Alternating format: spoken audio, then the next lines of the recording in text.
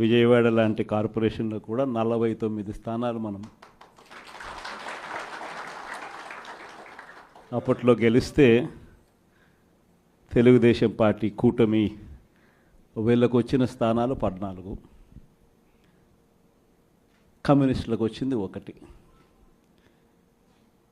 ఈ 49 స్థానాలకు మనం గెలిస్తే 64కు గాను వాళ్ళకు కేవలం 14 స్థానాలు ఉన్నప్పటికీ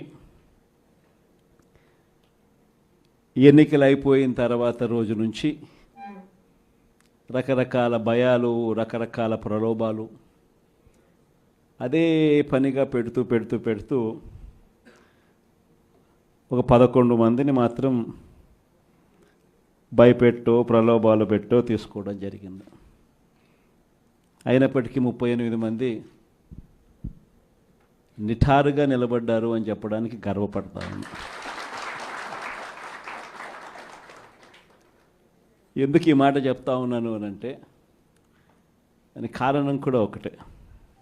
ఇన్ఫ్యాక్ట్ ఏ కార్పొరేషన్ చూసుకున్నా, ఏ మున్సిపాలిటీ చూసుకున్నా, రాష్ట్రంలో ఉన్న ఏ జెడ్పీటీసీ పరిధిలో ఉన్న ఏ మండలం తీసుకున్నా, అటు ఎంపీపీలైనా కానీ, అటు జెడ్పీటీసీలైనా కానీ, సర్పంచ్లైనా కూడా, ఏది తీసుకున్నా కూడా ఎన్నికలు అయిపోయిన తర్వాత 3 సంవత్సరాల తర్వాత లోకల్ బాడీ ఎన్నికలు జరిగితే అటువంటి ఎన్నికల్లో ఈ రకమైన రిజల్ట్స్తో రాష్ట్రమంతా క్లీన్ స్వీప్ చేసిన పరిస్థితి వైఎస్ఆర్సీపీ ప్రభుత్వం, మన ప్రభుత్వం.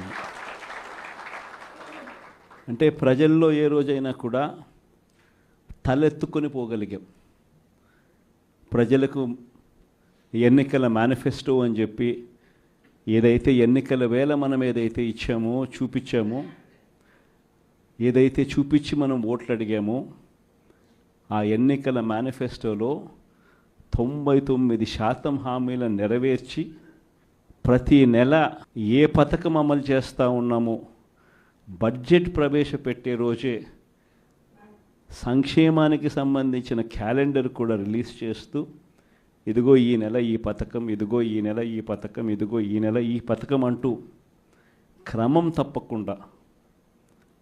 తప్పకుండా ప్రతి సంవత్సరం